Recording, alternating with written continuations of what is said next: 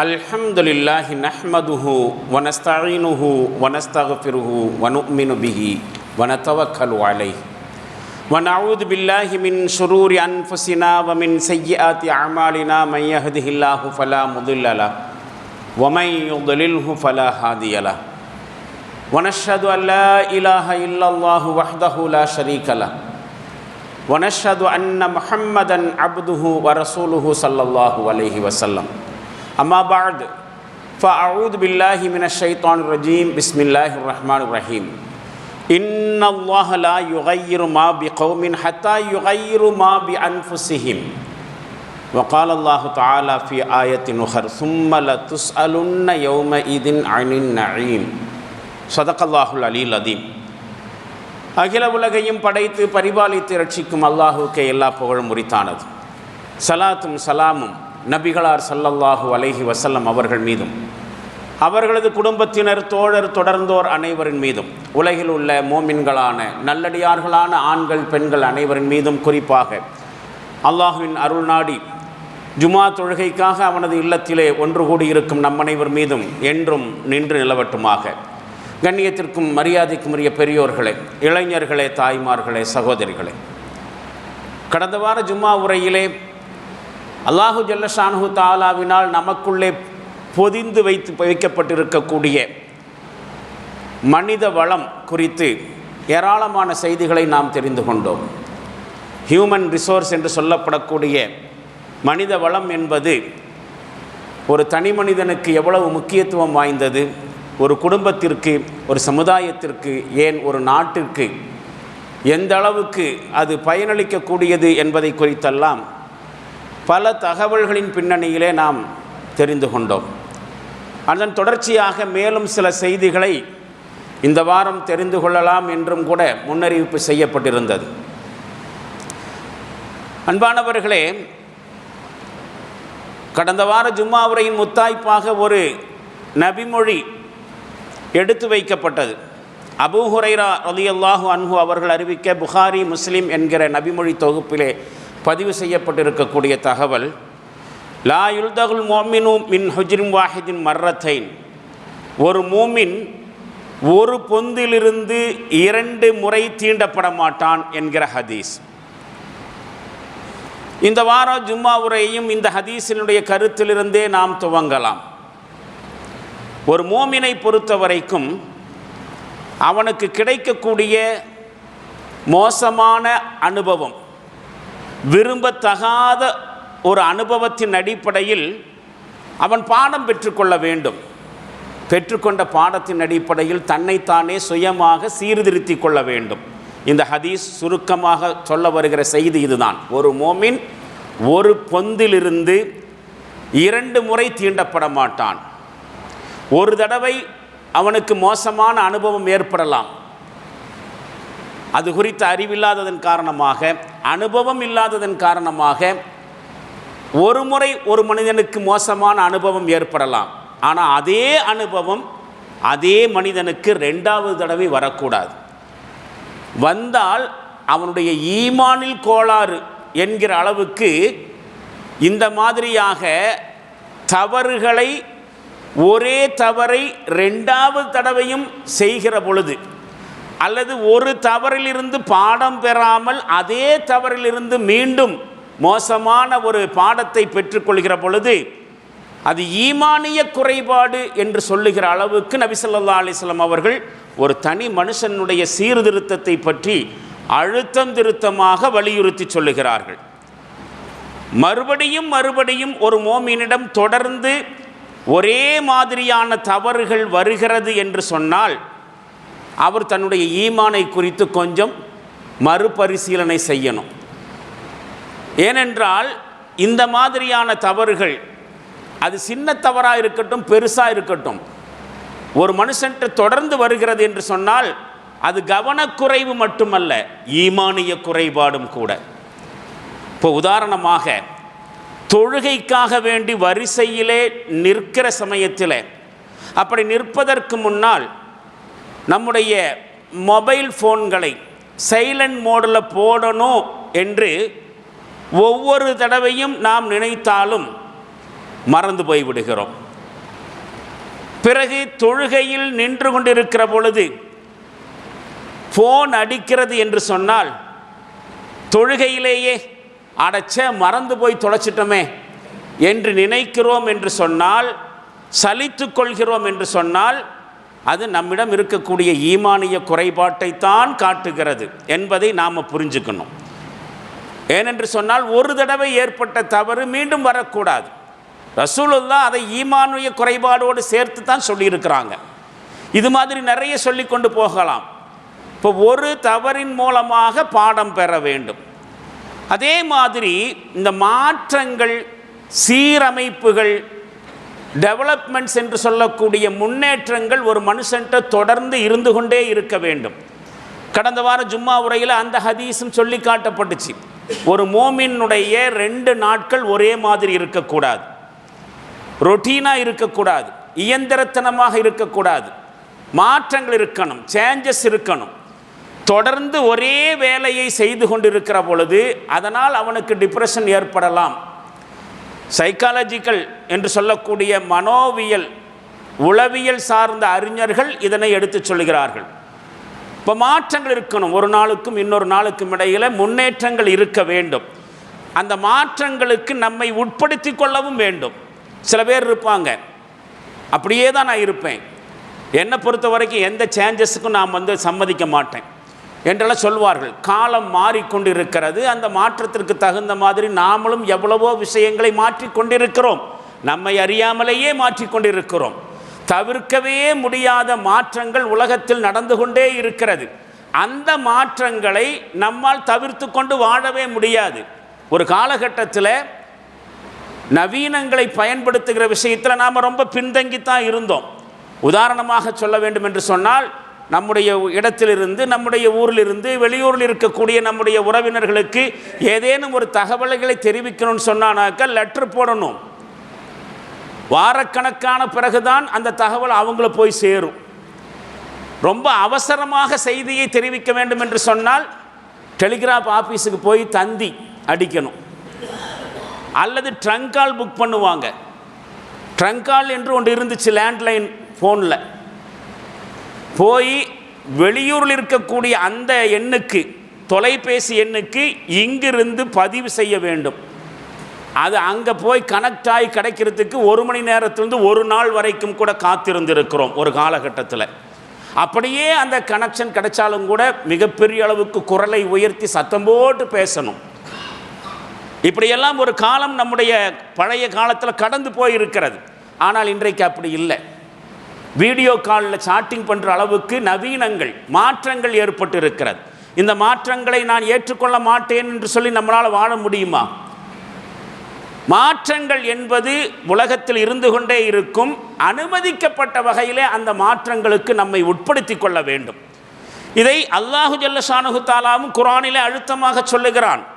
13வது அத்தியாயத்தில் 11வது வசனம், இன்னல்லாஹ லா யுகையிரு மா பி கௌமின், அல்லாஹ் எந்த சமுதாயத்திலும் மாற்றங்களை ஏற்படுத்துவதில்லை, ஹத்தா யுகையிரு மா பி அன்ஃபுஸிஹிம், அவர்களாகவே மாற்றங்களுக்கு உட்படாத வரைக்கும். மனிதர்கள் அவரவர்கள் மாற்றங்களுக்கு உட்படாத வரைக்கும் அல்லாஹ் மாற்றத்தை ஏற்படுத்துறதில்லை. இப்போ இந்த உலகத்தில் காரியங்களை நடத்தி வைக்கிறது அல்லாஹ் தான். அது தனி மனுஷனுடைய காரியமாக இருக்கட்டும், சமுதாயத்தினுடைய காரியமாக இருக்கட்டும், பொருளாதாரம் சம்பந்தமாக இருக்கட்டும், கல்வி சம்பந்தமாக இருக்கட்டும், எந்த துறை சார்ந்த விஷயமாக இருந்தாலும் சரி, மாற்றங்களை ஏற்படுத்துறதெல்லாம் அல்லாஹ் தான். ஒரு மனுஷனுடைய வாழ்க்கையில் முன்னேற்றத்தை ஏற்படுத்துறதும் அல்லாஹ் தான். அந்த முன்னேற்றமும் எப்போ வரும் தெரியுமா? நாம் கையை கட்டிட்டு வீட்டுக்குள்ளே உட்கார்ந்து இருக்கும்போது வராது. அந்த மாற்றங்களுக்கு நம்மையும் உட்படுத்தி கொள்ள வேண்டும். அப்படி உட்படுத்தி கொள்வதற்கு முன்வர வேண்டும். அப்பொழுது தான் நம்முடைய வாழ்க்கையிலேயே மாற்றங்கள் ஏற்படும், சீரமைப்பு ஏற்படும், முன்னேற்றங்கள் ஏற்படும்.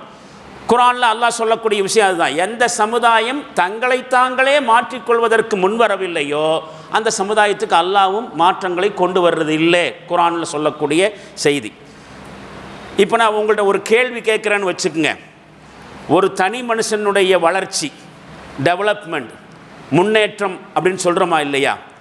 இதுக்கு பெரிய தடையாக இருக்கிறது யார் அல்லது என்ன? ஒரு தனி மனுஷன் யாராக இருக்கட்டும், நம்மள இருக்கக்கூடிய யாராவது ஒரு சிறு வளர்ச்சி அடையாமலே பின்தங்கியே இருக்காருன்னு வச்சுக்கோங்க, அல்லது நாமளே சில விஷயங்களில் பின்தங்கி இருக்கிறோம். என்ன காரணம்? யார் காரணம்? நம்முடைய வளர்ச்சிக்கு குறுக்க வந்து முட்டுக்கட்டையாக நிற்கக்கூடியது யார் அல்லது எது என்று ஒரு கேள்வியை எழுப்பி பார்த்தோம் என்று சொன்னால் 1000 காரணங்கள் வரும். நான் டெவலப் ஆகாமல் இருக்கிறதுக்கு காரணம் அந்த ஆள் தான் அல்லது இந்த பிரச்சனை தான் என்று யாராவது நமக்கு முன்னாடி வந்து நிற்பாங்க ஞாபகத்தில், அல்லது ஏதாவது சில விஷயங்கள் வந்து நிற்கும். ஆனால் உண்மையிலேயே ஒரு தனி மனுஷனுடைய டெவலப்மெண்ட் என்று சொல்லக்கூடிய அந்த முன்னேற்றம் தடைபடுவதற்கு முக்கியமான காரணம், அடிப்படையான காரணம் என்ன தெரியுமா? 2. நம்மள்கிட்ட மிஸ்டேக் ஏற்படுகிற சமயத்தில் சாக்கு போக்கு சொல்கிறோமா இல்லையா? நாமளே காரணம் சொல்கிறோமல்ல, இது 1. 2வது, அந்த மிஸ்டேக்கின் மூலமாக இழப்பு ஏற்படுகிற பொழுது நிராசை அடைஞ்சு போகிறது. உண்மையிலே நாம் தான் அடிப்படை காரணம். நம்முடைய வளர்ச்சிக்கு ரொம்ப முட்டுக்கட்டையாக இருப்பது முதல்ல நாம, அதுக்கப்புறம் தான் மற்றவர்களோ மற்றவைகளோ இருக்கலாம். முதல்ல என்ன தெரியுமா? மிஸ்டேக் ஏற்படுகிற பொழுது அதற்கு காரணம் கற்பிப்பது, நியாயம் கற்பிப்பது.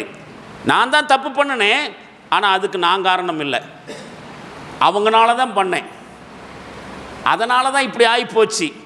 சாக்கு போக்கு சொல்வதில் நம்முடைய தவறுகளை மறைத்து விடுகிறோம். காரணம் கற்பிக்கிறதுல நிறைய உதாரணங்களை நானே உங்களுக்கு சொல்லி இருக்கிறேன். எப்பொழுதுமே நம்முடைய தவறுகளை நாம் ஏற்றுக்கொள்வதே இல்லை என்பதுதான் நம்மள்ட்ட இருக்கக்கூடிய முதல் பிரச்சனை, முதல் தவறு. உதாரணமாக, வீட்டுக்குள்ளே நடமாடிட்டு இருக்கிறோம், திடீரென்று முழங்காலை பிடித்து கொண்டு அம்மா என்று கத்துகிறோன்னு வச்சுக்கோங்க. பக்கத்தில் இருக்கிறவங்க என்னாச்சு என்று கேட்டால் நாம் என்ன சொல்லுவோம்? பெஞ்சு இடிச்சிருச்சின்னு சொல்லுவோம். சத்தியமாக சொல்லுங்கள், பெஞ்சு தான் வந்து நம்ம முட்டுக்காலில் இடிச்சுதா இல்லை நாம் போய் முட்டுக்கால் பெஞ்சில் மோதணுமா? அடிப்படையில் தவறு நம்முடையது, ஆனால் காரணம் சொல்கிறது பெஞ்சு மேலே. பாவம் ஒரு பக்கம், பழி ஒரு பக்கம் சொல்லுவாங்க இல்லையா? அது மாதிரி ரோட்டில் நடந்து போயிட்டு இருக்கும்போது சா என்று காலை தூக்குவோம். என்னன்னு கேட்டால் காலில் முள்ளு குத்திருச்சின்னு சொல்லுவோம். யோசித்து பாருங்கள், எங்கேயாவது ஏதாவது ஒரு முள் இந்த மனுஷன் நடந்து வர்றது இருக்கிறான், அவர் வரும்பொழுது கரெக்டாக அவர் காலில் போய் நறுக்குன்னு குத்தணும்னு சொல்லிட்டு கங்கணம் கட்டிட்டு எங்கேயாவது கிடக்குமா? உண்மையில் அந்த தவறை செய்து நாம் தான் பார்த்து நடக்கணும். நடக்கும் பொழுது கல் முள் இருக்கிறதா என்று பார்த்து நடக்க வேண்டியது நம்முடைய பொறுப்பு. முள்ளுக்கு அதெல்லாம் தெரியணுங்கிற அவசியம் இல்லை. செய்கிற தவறு நாம். காரணம் சொல்வது யாராவது ஒருவர் மீது அல்லது ஏதாவது ஒன்றின் மீது. இதுதான் நம்முடைய வளர்ச்சிக்கு முதல் தடை. 2வது தடை, அப்படியே ஏதாவது ஒரு மிஸ்டேக் ஏற்பட்டுச்சு, சில இழப்புகள் வந்துச்சுனாக்கா வாழ்க்கையே முடிந்து போனது, போச்சு, அவ்வளவுதான், முடிஞ்சு போச்சு, இன்னும் என்னுடைய வாழ்க்கையில் ஒன்றுமே இல்லை என்று ஒட்டுமொத்தமாக வாழ்க்கையே முடிந்து போன மாதிரி நிராசை அடைந்து விடுகிறார்களே. இதுதான் ஒரு மனுஷனுடைய வளர்ச்சிக்கு தடையாக இருக்கக்கூடிய 2வது விஷயம். இதுக்கும் ஒரு உதாரணம் சொல்ல முடியும். இதுக்கு நம்முடைய பள்ளிக்கூடங்களும் ஆசிரியர்களும் கூட ஒரு காரணம். என்ன? பரீட்சையில் தோல்வி அடைவது இயல்பான விஷயம். எத்தனையோ சப்ஜெக்ட் இருக்குது, 10லிருந்து 12 சப்ஜெக்ட் வரைக்கும் ஒரு வருஷத்தில் ஒரு ஸ்டூடெண்ட் அட்டன் பண்ணுறான்னு சொன்னால் ஒரு சில சப்ஜெக்டுகளில் ஃபெயில் ஆகுவான். அந்த அடிப்படையில் அந்த வகுப்பிலே அவன் தேராமல் போகலாம். அப்போ பரீட்சையில் தோல்வி அடைந்தது என்பது வாழ்க்கையினுடைய ஒரு துறையில் தோல்வி அடைஞ்சிருக்கிறானே ஒழிய வாழ்க்கையிலேயே தோல்வி அடையலையே. அப்போ ஆசிரியர்களும் பள்ளிக்கூடங்களும் மாணவர்களை எப்படி அட்டன் பண்ணுறாங்க, ஃபேஸ் பண்ணுறாங்க. பரீட்சையில் தோத்தேன்னு சொன்னால் அவ்வளோதான், உன் லைஃபே போச்சு என்கிற ரீதியில் தான் மாணவர்களை அட்டன் பண்ணுறாங்க. அந்த மாதிரியாக படிக்கிற மாணவர்கள் என்ன செய்வாங்க? நான் பரீட்சையில் தோற்று போயிட்டா வாழ்க்கையில் தோற்று போயிட்டேங்கிற மாதிரி தற்கொலை செய்து கொள்கிறார்கள். அப்போ ஏற்படுகிற தோல்விகள், இழப்புகளிலிருந்து பாடம் பெறுவதற்கு பதிலாக அந்த தோல்வியே ஒட்டுமொத்த வாழ்க்கைக்கும் காரணமாக நினச்சி நிராசை அடைஞ்சு போகிறது. இது 2வது தப்பு. இந்த சந்தர்ப்பங்களையும் சூழ்நிலைகளையும் நபர்களையும் எல்லாம் காரணம் காட்டிக்கொண்டு நானும் அப்படித்தான் இருப்பேன் அப்படின்னு சொல்கிறதோ, அதனால தான் நான் இப்படி இருக்கிறேன் என்று சொல்வதோ, அவரால் தான் நான் இப்படி மாறிட்டேன் என்று சொல்வதெல்லாம் அல்லாஹ் நமக்கு தந்திருக்கக்கூடிய நியமத்துகளை மறுக்கிற விஷயம்னு புரிஞ்சுக்கணும். நாம் செல்ஃபாக டெவலப் பண்ணுறதுக்கு நமக்குள்ள ஏராளமான மனித வளங்களை அல்லாஹ் வச்சிருக்கிறாங்கிறதா நாம் பார்த்து கொண்டு வருகிறோம். அப்படி இருக்கும்போது நமக்குள்ள அல்லாஹ் வச்சிருக்கக்கூடிய அந்த தன்மைகள் என்னன்னு நாம் முதல்ல அடையாளம் காண்றதும், அந்த தன்மைகள் குணங்களை எல்லாம் நாம் முதல்ல நமக்காக பயன்படுத்திக்கிறதும் தான் மனுஷனுடைய புத்திசாலித்தனம். ஆனால் நாம் என்ன சொல்கிறோம், அதையெல்லாம் தள்ளி விட்டுட்டு நான் முன்னேறாமல் இருக்கிறதுக்கு அந்த ஆள் தான் காரணம், அதுதான் காரணம், இதுதான் காரணம். அப்போ நமக்குள்ள அல்லாஹ் வச்சிருக்கக்கூடிய அந்த ஹியூமன் ரிசோர்ஸ் என்று சொல்லக்கூடிய மனித வளத்திற்கு என்ன மதிப்பு இருக்க முடியும்? இதெல்லாம் அல்லாஹ் கொடுத்திருக்கக்கூடிய நம்முடைய நியமத்துகளை மறுப்பதற்கு சமம். அல்லது நமக்குள்ள வச்சிருக்கக்கூடிய அந்த ஹியூமன் ரிசோர்ஸ் என்று சொல்லக்கூடிய மனித வளத்தை வீணாக்கி விடுவதற்கு சமம். நபிகளார் ஸல்லல்லாஹு அலைஹி வஸல்லம் அவர்கள் சந்தர்ப்ப சூழ்நிலைகளை காரணம் காட்டிட்டு அதுக்கு தகுந்த மாதிரி நம்மளை மாற்றிக்கிறோமே, அல்லது அதுக்கு தகுந்த மாதிரி நடந்துக்கிறோமே, இதை குறித்து நபி ஸல்லல்லாஹு அலைஹி வஸல்லம் சொல்கிறாங்க ஒரு செய்தி. சந்தர்ப்பவாதின்னு யாரை சொல்லுவோம்? சாதாரணமாக நம்முடைய பழக்க வழக்கத்தின் அடிப்படையில் யாரை சந்தர்ப்பவாதின்னு சொல்லுவோம்? நம்மள்கிட்ட ஒரு மாதிரி பேசுவாங்க, ஒரு நேரத்தில் ஒரு மாதிரி, இன்னொரு நேரத்தில் வேறு மாதிரி.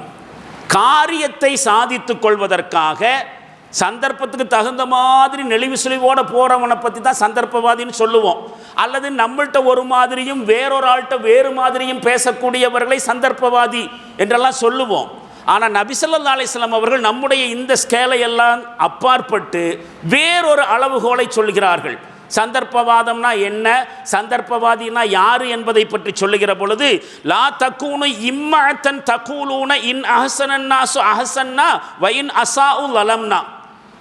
மக்கள் எங்கிட்ட நல்ல விதமாக நடந்துக்கிட்டால் நாங்களும் நல்ல விதமாக நடப்போம், மக்கள் எங்கிட்ட மோசமாக நடந்துக்கிட்டால் நாங்களும் விடமாட்டோம், ஒரு கை பார்ப்போம் என்று சொல்லக்கூடிய சந்தர்ப்பவாதிகளாக ஆகிவிடாதீர்கள். இம்மஅத் என்று சொன்னால் சந்தர்ப்பவாதம், இதுதான் சந்தர்ப்பவாதம்.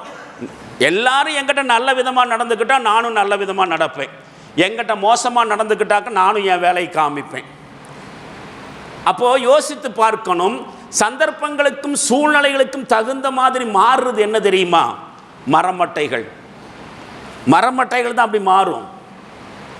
ஒரு கட்டையை தூக்கி நிறுத்தி வச்சுருந்தோன்னு வச்சுக்கங்களேன், வெயில் காலம், குளிர்காலம், மழை காலம், வெயிலும் மழையும் பட்டு பட்டு சந்தர்ப்பங்களுக்கு தகுந்த மாதிரி தன்னுடைய அசல் தன்மையை இழந்து போயிடும் இல்லையா? சுவத்தில் சாய்த்து வைக்கப்பட்டிருக்கக்கூடிய மரக்கட்டைகள் அப்படியே இருந்தால் என்னாகும்? கிளைமேட்டுக்கு தகுந்த மாதிரி, வெதருக்கு தகுந்த மாதிரி மாற்றம் அடையும். ஏன்னா அது மரம், நாம் மரம் இல்லையே, மனுஷனாச்சே. சந்தர்ப்பங்களையும் சூழ்நிலையும் காமிச்சு அதுக்கு தகுந்த மாதிரி நம்மளை சேஞ்ச் பண்ணிக்கிட்டோன்னு சொன்னாக்க அப்புறம் மரக்கட்டைக்கு நமக்கு என்ன வித்தியாசம்? நபிகளார் ஸல்லல்லாஹு அலைஹி வஸல்லம் சொல்லக்கூடிய செய்தி அதுதான். லா தக்கூனு, உங்களை நீங்கள் இப்படி ஆக்கி கொள்ளாதீர்கள். இம்மஅத்தன், சந்தர்ப்பவாதிகளாக. எப்படி சந்தர்ப்பவாதி? தகூலூன, நீங்கள் இப்படி சொல்றீங்க. இன் அஹ்ஸனன் நாஸு அஹ்ஸன்னா, மக்கள் எங்கள்கிட்ட நல்ல விதமாக நடந்தால் நாங்களும் நல்ல விதமாக நடப்போம். வயின் அஸாஉ, அவங்க எங்கள்கிட்ட மோசமாக நடந்துக்கிட்டால் லலம்னா, நாங்கள் அக்கிரமமே செய்வோம் என்று சொல்லக்கூடிய சந்தர்ப்பமாக ஆகிறாதீங்க. வலாக்கின் வத்தினு அன்ஃபுஸக்கு, மாறாக உங்களுடைய நஃப்ஸுகளை பக்குவப்படுத்தி கொள்ளுங்கள். என்னன்னு? இன் ஆசனன் நாசு அன் தஹ்சினு, மக்கள் நல்ல விதமாக நடந்தால் நீங்களும் நல்ல விதமாக நடங்க. வ இன் அசாஹு ஃபலா தத்லிமு, மக்கள் தீமை செய்தால் நீங்கள் அநியாயம் பண்ணாதீங்க. அந்த அளவுக்கு உங்களை பக்குவப்படுத்தி கொள்ளுங்கள் என்று நபி ஸல்லல்லாஹு அலைஹி வஸல்லம் அவர்கள் சொல்வார்கள். அப்போ மனுஷன் என்பவன் சந்தர்ப்பங்கள் சூழ்நிலையை காரணம் காமிச்சிட்டு தன்னை மாற்றிக்கொள்ளக்கூடியவன் அல்ல, அதிலிருந்து பாடம் பெற வேண்டியவன். இன்னொரு நபி மொழியை பாருங்கள். அல் கவியுல் அல் மோமினுல் கவியும், வலிமையான மோமின், இறை நம்பிக்கையாளன். ஹைரும் வ அஹப்பு இலல்லாஹி மினல் லஈஃப், பலவீனமான மோமினை விட அல்லாஹ்வுக்கு ரொம்ப பிடிச்சமானவனும் சிறந்தவனும் ஆவான். பலவீனமான மோமினை விட பலம் வாய்ந்த மோமின் அல்லாஹ்வுக்கு ரொம்ப பிடிச்சமானவன், அதே மாதிரி மிகச் சிறந்தவன். என்ன சொல்கிறாங்க? ஹதீஸ் சில கருத்துக்களை நமக்கு விளக்குகிறது. ஒன்று, அடுத்து சொல்கிறார்கள், வஃபி குல்லின் ஹைர், எல்லா விஷயங்களையும் நன்மை இருக்கும். அல்லது இந்த பலவீனமான மோமின் பலமான மோமின் ரெண்டு பேர்கிட்டையும் நன்மையான அம்சங்கள் இருக்கும். இஹரிஸ் அலாமா யன்ஃபஉக், உனக்கு எது பெட்டர்னு தோணுதோ அதை அடைவதற்கு ஆசைப்படு. எது சிறந்தது, உனக்கு பயனளிக்கக்கூடியது என்று நினைக்கிறாயோ அதை அடைந்து கொள்வதற்கு ஆசைப்படு. வஸ்தஇன் பில்லாஹ், அல்லாஹ்விடத்தில் உதவிகள். வலா தஅஜிஸ், ஊக்கம் இழந்து விடாதே, நிராசையடைந்து விடாதே. வாழ்க்கை என்று சொன்னால் அதை அனுபவிக்க கற்றுக்கொள்ள வேண்டும். அதனால் எந்த சந்தர்ப்பத்திலும் ஊக்கம் இழந்து விடாதே, நிராசையடைந்து விடாதே. வயின் அசாபக்க ஷைஉன், உனக்கு ஏதாவது தீமை ஏற்பட்டது என்று சொன்னால் ஃபலா தகுல் லவ் அன்னி ஃபால்து கான கதா வக்கதா, நான் இப்படி செஞ்சுருந்தா அந்த மாதிரி ஆயிருக்கும், நான் அப்படி செஞ்சுருந்தா அந்த மாதிரி ஆயிருக்கும். காரியத்தை முடிஞ்சாச்சு. முடிஞ்சு போன காரியத்தில் கவலைப்பட்டு கொண்டு நான் இப்படி செஞ்சு இப்படி மாட்டிக்கிட்டேனே, இதுக்கு பதிலாக அப்படி செஞ்சுருந்தாக்கா அந்த மாதிரி ஆயிருக்குமே, அதற்கு பதிலாக இப்படி செஞ்சிருந்தா இந்த மாதிரி ஆயிருக்குமே என்று நடந்து முடிந்து விட்ட விஷயத்தை குறித்து அப்படி இருந்தா இப்படி இப்படி இருந்து சொல்லி பேசாத. வலாக்கின், இப்படி சொல்லு. கதரல்லாஹு மாஷா ஃபால, அல்லாஹ் நாடுனது நடந்துச்சின்னு சொல்லு. ஏன் தெரியுமா? ஃபஇன்ன லவ், இந்த அப்படி ஆயிருந்தா, அப்படி செஞ்சிருந்தா, இப்படி செஞ்சிருந்தா என்கிற விஷயம் இருக்கிறதே, தஃப்தஹு அமல ஷைத்தான், ஷைத்தானுடைய செயலுக்கு வழிவகுத்து விடுகிறது, ஷைத்தானுடைய செயல்களை திறந்து விடுகிறது. அப்போது யோசித்து பார்க்க வேண்டிய விஷயம். இந்த ஹதீஸினுடைய ஃபர்ஸ்ட் பார்ட்டு, அல் மோமினுல் கவியு ஹைருன், பலமான மோமின் சிறந்தவன், வஹப்ப இலல்லா, அல்லாவுக்கு ரொம்ப பிடிச்சமானவன். யாரை விட? மினல் லைஃப், பலவீனமான மோமினை விட சிறந்தவன். இப்போ உடல் வலிமை மட்டுமல்ல, சிந்தனை வலிமை, சிந்தனை ஆற்றல் அதிகமாக இருக்கக்கூடிய ஒரு மோமின், அந்த நியமத்துகள் இருக்கா இல்லையா, வலிமை, அது உடல் வலிமையாக இருக்கட்டும், சிந்திக்கிற ஆற்றலாக இருக்கட்டும், அதையெல்லாம் அல்லாஹ்வுடைய வழியில் செலவு செய்கிறதுக்கு முன் வருவான். அவனுக்கு தெரியும் அல்லாஹ் என்கிட்ட இவ்வளோ சக்தியை கொடுத்துருக்குறான், இவ்வளோ ஆற்றலை கொடுத்துருக்குறான், நான் இதை வச்சுக்கிட்டு சும்மா இருக்கக்கூடாது. சும்மா இருந்தானாக்கா அது வேஸ்ட் பண்ண மாதிரி ஆகிடும். அப்புறம் அல்லாஹ் அதை என்கிட்ட இருந்து பிடுங்கிடுவான். அதுதானே இயல்பு. இஸ்லாத்தினுடைய கருத்தோட்டம் அதுதானே. எந்த நியமத்தும் பயன்படுத்தலைன்னு சொன்னால் அல்லாஹ் பிடுங்கிடுறான். அல்லாஹ் பிடுங்கிடுறான். பிடுங்கிட்டு யாருக்கு அது தேவையோ அவங்கள்ட்ட கொண்டே கொடுத்துட்றான்னு நூற்றுக்கணக்கான ஹதீஸுகள் சொல்கின்றன. அப்போ அதை புரிஞ்சுக்குவான். அந்த வலிமை வாய்ந்த மோமின் என்பவன் தனக்குள்ள அல்லாஹ் கொடுத்திருக்கக்கூடிய நியமத்துகள் என்ன என்பதை புரிந்து அதை அல்லாஹ்வுடைய வழியிலே செலவு செய்வதற்கு முன் வருவான். பலவீனமான மோமினாக இருந்தால், அது உடல் வலிமையிலே குறைவானவனாக இருக்கலாம், அல்லது சிந்தனை ஆற்றல் குறைவானவனாக இருக்கிறான். அவனை விட சிந்தனை ரீதியாக வலிமை பெற்றிருக்கக்கூடியவன் மக்களுக்கு பிரயோஜனம் அளிப்பான், மார்க்கத்திற்கு பிரயோஜனமாக இருப்பான். இதுதான் இந்த ஹதீஸ் சொல்லக்கூடிய முதல் பகுதியினுடைய கருத்து. ரெண்டாவது கருத்து என்ன தெரியுமா? வயின் அசாபக்க ஷைஉன், உனக்கு ஏதாவது துன்பம் ஏற்பட்டால் நீ இப்படி சொல்லாத, நான் அப்படி செஞ்சிருந்தா இப்படியா இருக்குமே, அப்படி செஞ்சிருந்தா இப்படியா இருக்குமே என்று சொல்லாத. அல்லாஹ் நாடுனது நடந்துச்சுன்னு சொல்லு. காரணம் என்னன்னாக்கா, இந்த மாதிரி சொல்றது ஷைத்தானுடைய செயலுக்கு வழிவகுக்கும் சொன்னாங்களா இல்லையா? இறை நம்பிக்கையாளனாக இருக்கக்கூடியவன், மோமினாக இருக்கக்கூடியவன், அவனுடைய புத்தி கூர்மை, அவனுடைய அறிவாற்றல், அவனுடைய திட்டமிடக்கூடிய திறமை, அவனுடைய உடல் வலிமை, எதையுமே தன்னுடைய துணையாக மட்டும் வச்சுக்கிறது இல்லை. காரியத்தை சாதிச்சுக்கலாம், என்கிட்ட அது இருக்குது இது இருக்குது, நான் அப்படிப்பட்ட ஆள் இப்படிப்பட்ட ஆள், நான் நினச்சா எதை வேணாலும் சாதிப்பேன், ஏன்னா என்கிட்ட அந்த ஆற்றல் இருக்குது, இந்த திறமை இருக்குது என்று இதை மட்டும் முன்னாடி வைக்கிறது இல்லை. அவனுக்கு கஷ்டம் வருகிறது, துன்பம் வருகிறது என்று சொன்னால், இந்த துன்பம் என்னுடைய ரப்பிடத்தில் தான் வந்திருக்கு, அவன் நாடித்தான் இது நடந்திருக்கு, அவனுடைய நாட்டம் இல்லாமல் இந்த துன்பம் வரலை அப்படின்னு மாதிரி அவன் என்ன செய்கிறான்? தவக்குலை அதிகப்படுத்துகிறான். அல்லாஹ்வின் மீது பொறுப்பு கொடுக்கக்கூடிய அந்த பண்பை அதிகமாக்கிக்கிறான். அந்த மாதிரி ஒரு துன்பம் ஒரு மோமினுக்கு ஏற்படுகிற சமயத்தில் அல்லாஹ்வைத்தான் நான் சார்ந்திருக்கணும், எதா இருந்தாலும் எங்கிட்ட இருக்கக்கூடிய திறமையை வச்சுமே நடந்துராது, என்னுடைய திறமையை தாண்டி அல்லாஹ்வுடைய உதவியும் வேணும் என்கிற தன்மையையும் அவனுக்குள்ள உருவாக்குது. இதுதான் அந்த ஹதீஸ் சொல்லக்கூடிய அந்த கருத்து.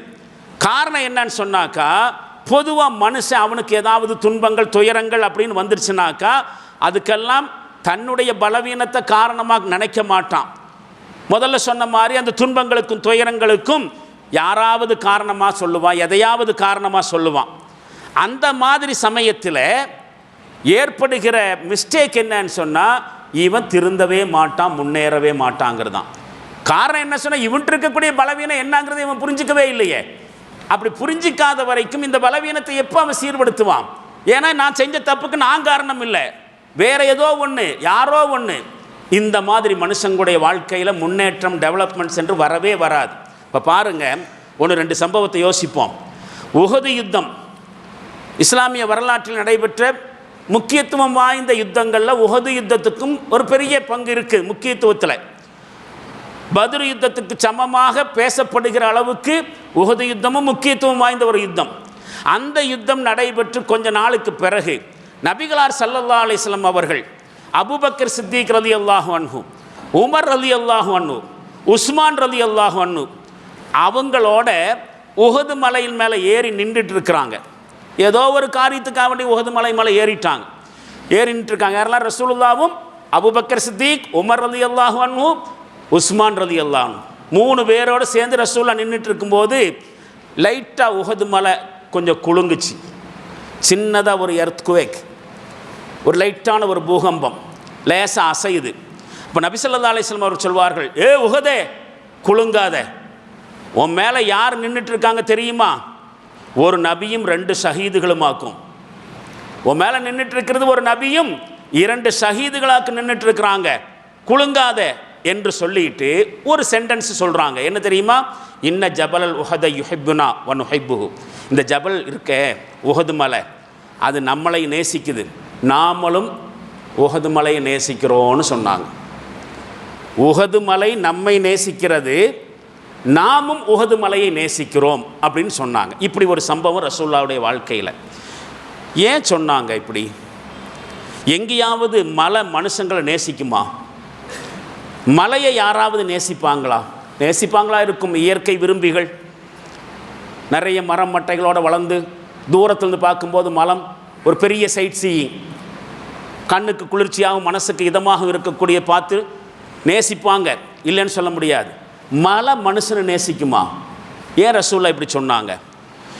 உண்மையில் ரசூல்லா இப்படி சொன்னதுக்கு பின்னாடி வேறொரு மகத்தான செய்தி இருக்குது. உஹது யுத்தத்தில் இதே உஹது மலையின் மேலே நபி ஸல்லல்லாஹு அலைஹி வஸல்லம் அவர்கள் ஒரு 50 வில்வித்தை வீரர்களை நிறுத்தி வச்சுட்டு, என்னுடைய உத்தரவு வர்ற வரைக்கும் இந்த உஹதை விட்டு நீங்கள் கீழே இறங்கவே கூடாது, அடுத்து நான் ஆர்டர் பண்ணுற வரைக்கும் நீங்கள் இங்கே தான், என்ன நடந்தாலும் சரி இந்த உஹதை விட்டு நீங்கள் கீழே இறங்கக்கூடாதுன்னு 50 வில்வித்தை வீரர்களை சஹாபாக்கள் நிறுத்தி வச்சுருந்தாங்க. அந்த கட்டளையை மீறி அவங்க என்ன செஞ்சாங்க? உஹது யுத்தத்தில் ஒரு கட்டத்தில் எதிரிகள் புறமுதுகிட்டு ஓடுறாங்க, தோல்வி அடைந்து ஓடுறாங்க. அவர்கள் கொண்டு வந்த பொருள்களை எல்லாம் விட்டுட்டு ஓடுறாங்க. யுத்த பொருள்கள், கனிமத்துன்னு சொல்லுவாங்க, எதிரிகள் விட்டு சென்ற பொருள்கள்.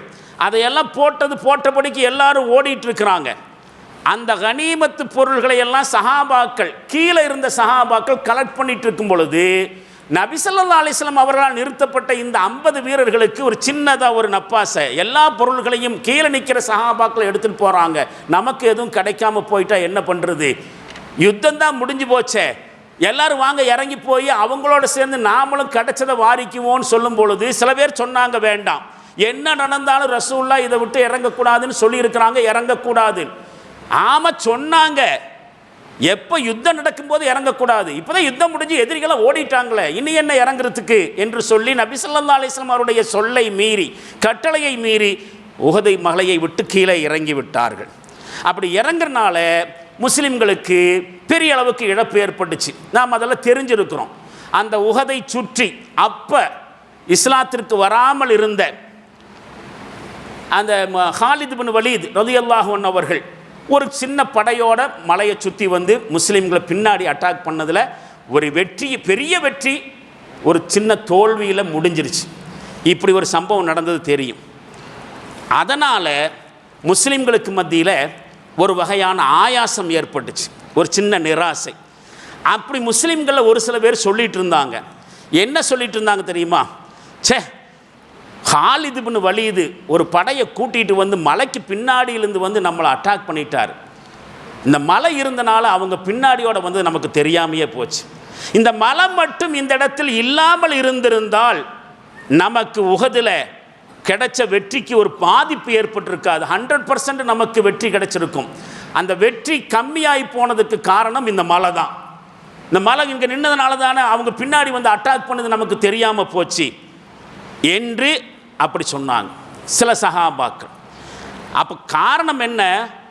இவர்கள் செய்த தவறுக்கு உஹது மலையை காரணமாக காட்டினார்கள். அதை மாற்றத்துக்கு தர சொல்ல சொன்னாங்க. இன்ன ஜபலல் உஹத், உஹது மலை நம்மை நேசிக்கிறது. யுஹிப்புனா வனுஹிப்புஹு, நாமளும் அதை நேசிக்கிறோம். அதன் மூலமாக ரசூல்லா சொல்ல வந்த செய்தி, நீங்கள் செஞ்ச தப்புக்கு மலையை காரணம் காட்டாதீங்க. இதுதான் மனித இயல்பு.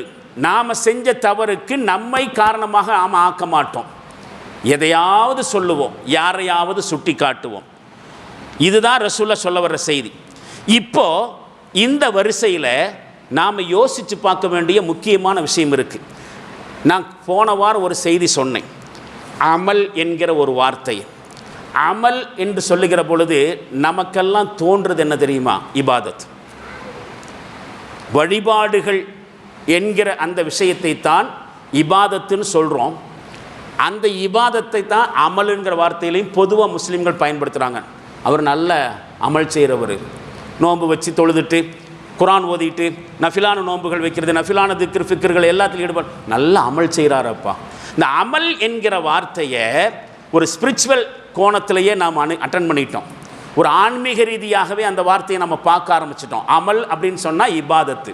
உண்மையில் அமல் என்கிற வார்த்தை இபாதத்தை மற்றும் குறிப்பிடுகிற வார்த்தை அல்ல, நம்முடைய அன்றாட எல்லா செயல்பாடுகளையும் குறிப்பதற்கு அமல் தான்.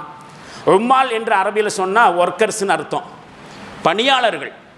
உம்மால், இந்த அமல்ங்கிற வார்த்தையிலிருந்து தான் அந்த உம்மால்ங்கிற வார்த்தை வந்துச்சு. ஐனு புள்ளி இல்லாத ஐனு மீமு லாமு, அமல். அமல் செய்கிறது, அமல் செய்கிறதுன்னு சொன்னால் இபாதத்து செய்கிறதுன்னு நாம் புரிஞ்சு வச்சுருக்கிறோம். உண்மையில் அமல் என்கிற வார்த்தை எல்லா கக்கூசுக்கு போகிறதும் என்ன தான்? அது ஒரு வேலை, அதுக்கும் பேர் என்ன தான்? அமல் தான். அயன் பண்ணுறதா இருந்தாலும் அமல் தான். எந்த வேலை செய்கிறோமோ அதெல்லாம் அமல், பணி என்பதை குறிப்பிடுத்திருக்கு. இப்போ இந்த அடிப்படையில் நம்முடைய அன்றாட செயல்பாடுகள் இருக்கிறதே, அது அல்லாஹ் நமக்கு கொடுத்துருக்கக்கூடிய அறிவின் அடிப்படையில், உள்ள வச்சிருக்கக்கூடிய ஏராளமான திறமைகள் ஆற்றல்கள் அடிப்படையில் நடைபெறணுங்கிறது இஸ்லாத்துடைய எதிர்பார்ப்பு. நாம் எந்த செயலை செய்வதாக இருந்தாலும் சரி அது நுட்பமாக செய்யப்பட வேண்டும். போன வாரம் அந்த ஹதீஸையும் நாம் பார்த்தோம். பணிகளிலே சிறந்தவற்றை அல்லாஹ் நேசிக்கிறான், தாழ்ந்தவைகளை அல்லாஹ் வெறுக்கிறான். எந்த பணியை செய்வதாகவும் அதனை நுட்பத்தோடு செய்வதை அல்லாஹ் விரும்புகிறான்.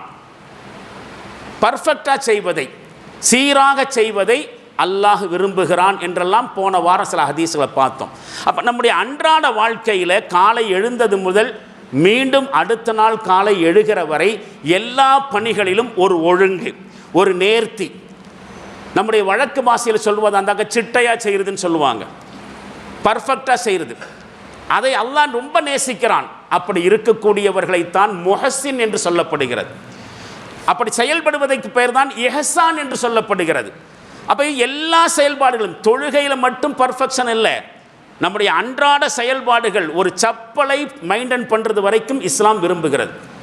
அப்பப்போ என்ன செய்யணும்? செருப்புகளையும் கழுவித்தான் அணிய வேண்டும், சுத்தப்படுத்தித்தான் அணிய வேண்டும். காலில் போடுற செருப்பு எல்லாம் யார் கழுவிட்டு இருப்பா? இல்லை. நாம் வாகனத்தில் பயணிக்கிறோம், 2 சக்கர வாகனமோ 4 சக்கர வாகனமோ, அப்பப்போ வண்டியை கழுவணும். எல்லாவற்றையும் இஸ்லாம் விரும்புகிறது. அதில் ஒரு பர்ஃபெக்ஷனை எதிர்பார்க்கிறது. அப்படி இருப்பதை விரும்புகிறது. அப்படி இருப்பவர்களையும் அல்லாஹ் விரும்புகிறான். இதற்குத்தான் இஹ்சான் என்று பெயர். அப்படி இருப்பவர்களைத்தான் முஹ்சின். இன்னல்லாஹ யுஹிப்புல் முஹ்சினீன். இப்படிப்பட்ட முஹ்சின்களையே அல்லாஹ் நேசிக்கிறான் என்று இஸ்லாம் எதிர்பார்க்க. எல்லா காரியத்திலையும் ஒரு நேர்த்தி, ஒரு சரியான முறையில், ஒழுங்கான முறையில் செய்வதை இஸ்லாம் எதிர்பார்க்கிறது. இப்படி நடக்கலன்னா என்ன பெரிய குடிமூழ்கி போயிருமா என்று நாம் கேட்கலாம். ஒரு மனுஷன் சாதாரணமாக இருக்கிறான், தலைவாரி கொள்வது சம்பந்தமாக எத்தனை ஹதீஸ், முடிவெட்டி கொள்வது சம்பந்தமாக எத்தனை ஹதீஸ். ஒரு மனிதர் தலை களைஞ்சு போய் பள்ளிவாசலுக்குள்ளே நுழைகிறார், ஒரு பரட்டையாக நுழைகிறார். ரசூல்லா என்ன செஞ்சாங்க? செய்கையிலேயே போய் தலை சீவிட்டு வான்னு சொன்னாங்க. தலை சீவிட்டு வான்னு சொன்னாங்க. அந்த மனுஷன் போய் தலையை ஒழுங்குபடுத்திட்டு வந்தார். அப்போ சொன்னாங்க, தலை களைந்து போய் சைத்தானை போல் தோற்றமளிப்பதை விட இது சிறந்ததுன்னு சொன்னாங்க. அதே மாதிரி இன்னொரு மனுஷர் தலை களைஞ்சு போய் பார்க்கும்போது இவர்கிட்ட சீப்பெல்லாம் ஒன்றும் இல்லையா தலையை ஒழுங்குபடுத்திக்கிறதுக்கு என்று கேட்டாங்க. அப்போ தலை வாருவது சம்பந்தமாக, துணி துவைப்பது சம்பந்தமாக, எல்லா காரியங்களையும் ஒழுங்காக நடத்துவது சம்பந்தமாக ஏராளமான ஹதீஸுகள். இதெல்லாமே மனிதனுடைய அந்த அந்தஸ்தை உயர்த்தி காட்டுகிற விஷயம், அல்லாஹ்வுடைய நிஅமத்துக்கு நன்றி செலுத்துகிற விஷயம். இன்னும் சொல்ல போனால் ஒரு ஹதீஸ் தெளிவாக இருக்கிறது. ஒரு மனுஷனு வந்தார் பள்ளிவாசலுக்கு, அவருடைய சட்டை ரொம்ப அழுக்காக இருந்துச்சு, டர்ட்டியாக இருந்துச்சு, கசங்கி இருந்துச்சு, தலை களைஞ்சு போயிருந்துச்சு, அழுக்கடைஞ்சு இருந்துச்சு. இதை பார்த்தோன்னே அந்த மனுஷனை ரசூலுல்லாஹ் கூப்பிட்டாங்க, வாங்க, உங்களோட காசு பணம் இருக்கா இல்லையா, நீ காசுக்காரனா ஏழையான்னு கேட்டாங்க. நான் பணக்காரன் தானாச்சு. எப்படிப்பட்ட பணக்காரனாச்சு? அல்லாஹ் உனக்கு எதுவுமே தரலையோ அப்படின்னு கேட்டாங்க. ஆமாம், நிறைய கொடுத்துருக்குறான். என்ன கொடுத்துருக்குறான்? அப்படி எங்கிட்ட நிறைய ஒட்டகங்கள் இருக்கிறது, நிறைய கால்நடைகள் இருக்கின்றன, நிறைய வேலைக்காரர்கள் இருக்கிறாங்க, நான் பெரிய பணக்காரன் தான் அப்படின்னாச்சு. அப்படின்னா அல்லாஹ் கொடுத்த நியமத்துவம் உடம்புல காணாமப்பா, போய் ஒழுங்காக ட்ரெஸ் பண்ணிட்டுவான்னு சொன்னாங்க. அப்போ பாருங்க, அல்லாஹ் கொடுத்த நியமத்தை மறுக்கிற அல்லது புறக்கணிக்கிற அல்லது மதிக்காத ஒரு தன்மை ஒரு மனுஷன் தன்னைத்தானே இழிவுபடுத்திக் கொள்வது, இதெல்லாம் ரசூலுல்லாஹ் விரும்பவே இல்லை, சரி பண்ண சொன்னாங்க. அந்த அடிப்படையில் பார்க்கிற பொழுது அமல் என்று சொன்னால் இபாதத்துகளில் மட்டும் கவனம் செலுத்துவதல்ல, நம்முடைய அன்றாட நடவடிக்கைகள் எல்லாவற்றிலும் கவனம் செலுத்த வேண்டும், எல்லாத்திலையும் ஒரு நேர்த்தி இருக்க வேண்டும். அப்படி இல்லைன்னா என்னதான் நடந்துரும் என்று கேட்டால், இதனை நிஃபாக்கே அமலியா என்று பார்க்கிறது இஸ்லாம். நிஃபாக்குத்தனம்னா என்னன்னு நமக்கு தெரியும், நயவஞ்சகத்தனம். ரசூலுல்லாஹ் காலத்தில் நயவஞ்சகர்கள் முனாஃபிக்குகள் இருந்தாங்க.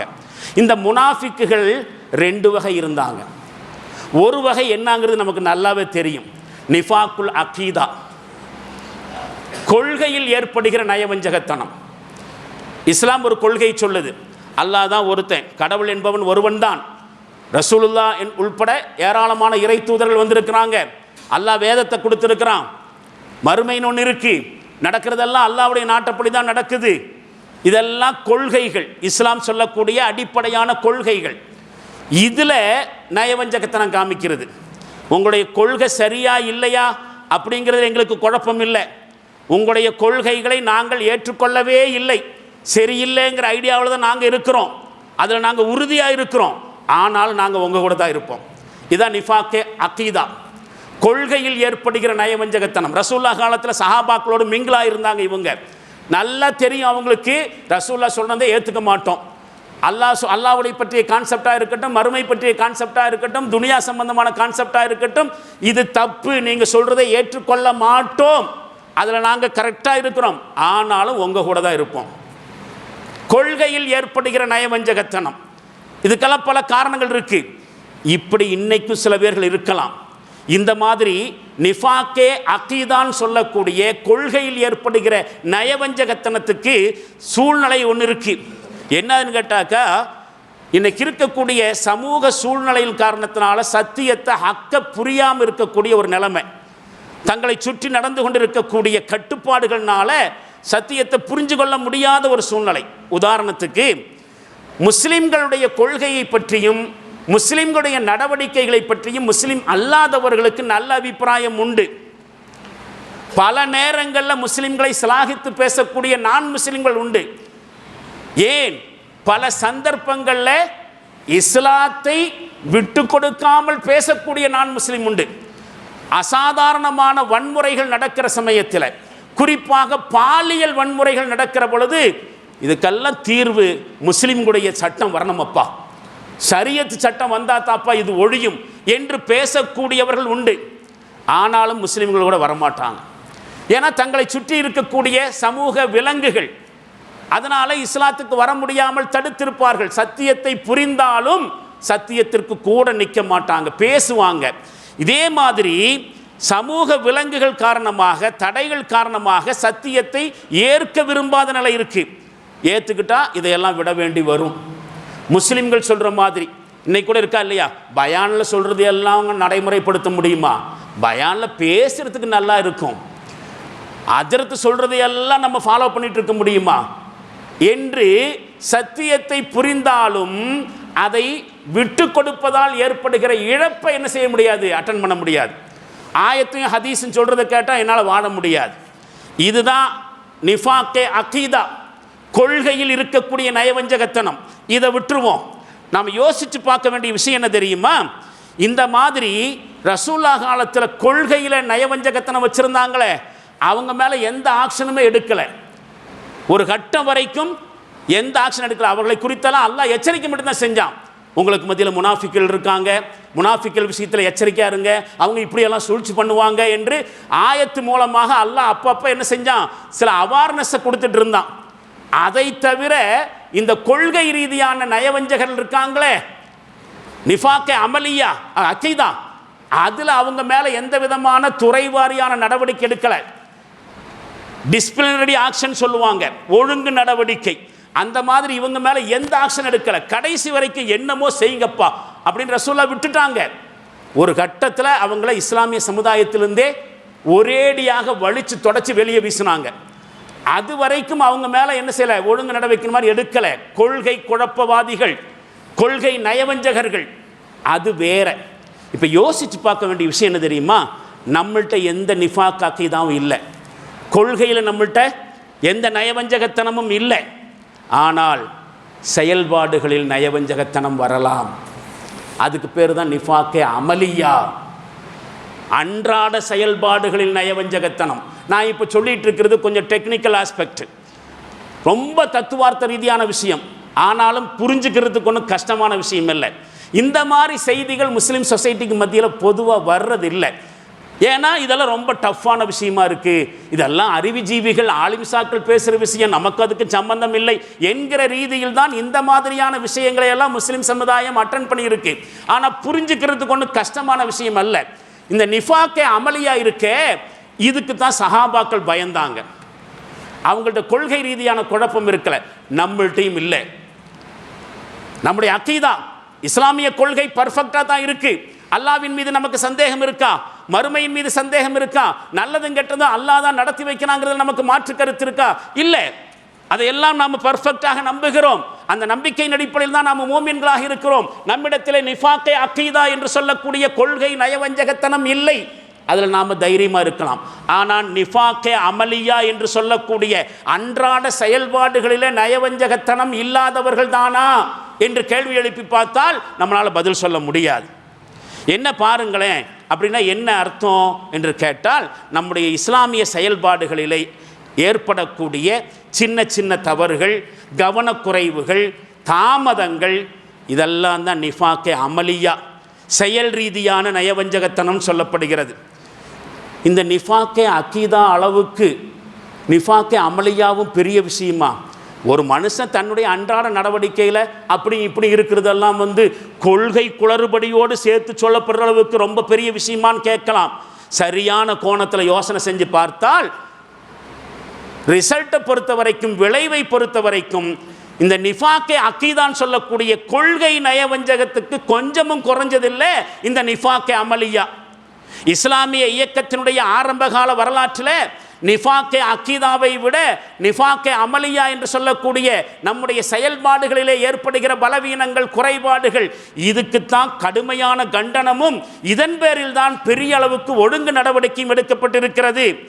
இது கொள்கையில் ஏற்படுகிற நயவஞ்சகம் அல்ல, அமல்களில் ஏற்படுகிற நயவஞ்சகம். அமல்களில் ஏற்படுகிற நயவஞ்சகம் அப்படின்னு சொன்ன உடனே வழிபாடுகளில் ஏற்படுகிற நயவஞ்சகம் நினைச்சுக்க வேண்டாம். வழிபாடுகள்லையும் நிஃபாக்குத்தனம் உண்டு. வழிபாடுகளில் நிஃபாக்குத்தனம் இருக்குமா? நயவஞ்சகத்தனம் இருக்கு. அதை பற்றி குர்ஆன் பேசியிருக்கு, அதை நம்ம பார்க்கலாம். என்ன தெரியுமா? இன்னல் முனாஃபிகீன, இந்த முனாஃபிக்குகள் இருக்கிறார்கள், நயவஞ்சகர்கள், யுஹாதிஊன அல்லாஹ வஹுவ ஹாதிஉஹும், அவர்கள் உண்மையில் அல்லாஹ்வை ஏமாற்றத்திற்குள்ளாக நினைக்கிறாங்க, உண்மையில் அவங்களே தான் ஏமாந்து கொண்டு இருக்கிறார்கள். இவங்க எப்படிப்பட்டவங்க தெரியுமா? வைதா காமு இல சலாத்தி காமு குசாலா, இவர்கள் தொழுகையில் நின்றால் சோம்பேறித்தனமாக நிற்கிறார்கள். அப்போ தொழுகையில் சோம்பேறித்தனமாக அட்டன் பண்ணால் அது வழிபாடுகளில் செய்யப்படுகிற நயவஞ்சகத்தனம் இருக்கு. நிஃபாக்கே அமலியான்னு சொல்லும் பொழுது வழிபாடுகளிலும், அமல்னு சொன்னால் வழிபாடுன்னு மீன் பண்ணிக்கிட்டா கூட அதுலேயும் என்ன இருக்கு? நயவஞ்சகத்தனம் இருக்கு.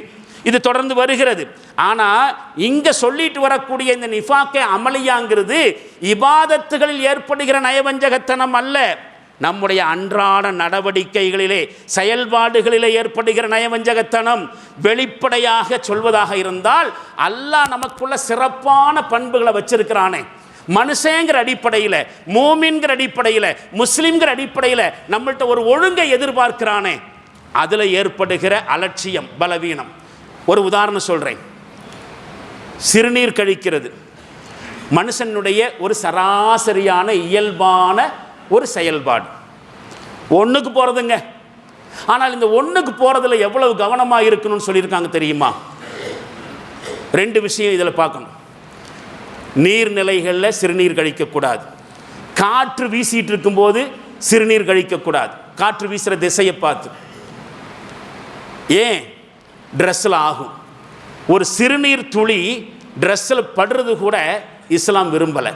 எந்த அளவுக்கு அதில் கடுமை காட்டிருக்கு தெரியுமா? ஒரு தடவை நபி ஸல்லல்லாஹு அலைஹி வஸல்லம் அவர்கள் ஒரு கபருக்கு பக்கத்தில் நடந்து போனாங்க. அப்படி நடந்து போகிற பொழுது இந்த கபரில் அடக்கப்பட்டிருக்கக்கூடியவர் வேதனை செய்யப்படுகிறார். அல்லாஹ்வுடைய தூதரை எதுக்காக வேண்டி வேதனை செய்யப்படுறார்? இவர் சிறுநீர் கழிக்கும் போது அது தன்னுடைய உடலிலும் ஆடையிலும் படுவதை பற்றி அலட்சியமாக இருந்தார். அதில் கேர் எடுத்துக்கல. ஒன்றுக்கு போகும்பொழுது அதனுடைய துளிகள் தன் உடலிலும் உடையிலும் சிதறுவதை குறித்து கவனம் இல்லாமல் இருந்தார். அதுக்கு கபரில் வேதனை. அப்போ அன்றாட வேலை இது ஒன்றும் பெரிய இபாதத்துன்னு சொல்ல முடியாது, ஒன்றுக்கு போகிற விஷயம். அதில் கூட அமலியா செயல்பாடுகளில் நயவஞ்சகத்தனம் வரும். எந்த மாதிரின்னு கேட்டால் 3 வகை இருக்குங்க நிஃபாக் அமலியாங்கிறது. வாழ்க்கையில் அன்றாட நடவடிக்கையில் ஏற்படுகிற நடைமுறைன்னு சொன்னால் திருமண நடைமுறைகள், இந்த வாரிசு சொத்துக்களை பங்கிடுற விஷயத்தில், வியாபாரம், தொழில், இந்த மாதிரியான விஷயங்களில், குடும்ப உறவுகளில் இருக்கக்கூடிய உரிமைகளை கடமைகளை நிறைவேற்றுதில்லை, அரசியல் நடவடிக்கைகளில், சரியாக சொன்னால் நம்முடைய அன்றாட நடவடிக்கையில், இன்னும் சரியாக சொன்னாக்க ப்ராக்டிக்கலான விஷயங்களில், இஸ்லாமிய வாழ்க்கை முறைக்கு எதிரான நடவடிக்கைகள் அதையெல்லாம் செய்கிற சமயத்தில் அது நிஃபாக்கே அமலியாவாகிறது. செயல்பாடுகள் ஏற்படுகிற நயவஞ்சகத்தனம். இன்னொரு உதாரணம், நபிகளார் ஸல்லல்லாஹு அலைஹி சொல்வார்கள், அர்பஉம் மன் குன்ன ஃபீஹி கான முனாஃபிகன் ஹாலிஸா. 4 விஷயம் இருக்குங்க. அந்த 4 விஷயம் யார்கிட்ட இருக்கோ அவன் 100% முனாஃபிக். 4 விஷயம் யார்கிட்ட இருக்கோ அவன் 100% முழுமையான நயவஞ்சகன்.